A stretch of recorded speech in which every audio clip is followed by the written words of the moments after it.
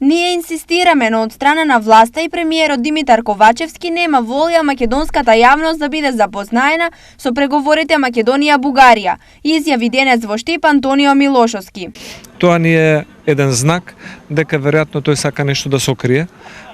од пратениците, веројатно и да сокрие од јавноста,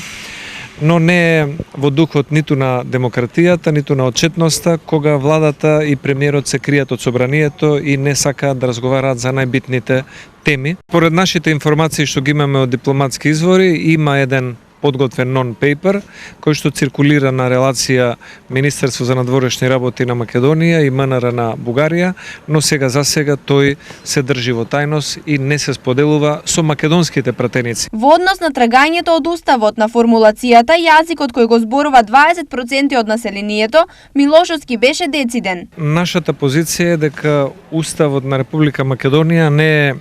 конзерва која што треба често да се отвара или да се затвара согласно политичките апетити на една или друга политичка партија. Треба да се биде внимателен кога се работи за уставот, но ниедна тема не е табу и ако некој сака да разговара за темата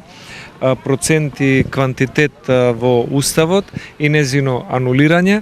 ние би биле заинтересирани истовремено да се разговара за темата Бадентер и Балансер. За иницијативата на малите партии Македонија да биде една изборна единица, Милошовски смета дека тоа освен партиите го бараат и граѓаните. Би било многу добро ако владачката коалиција и пратениците од мнозинството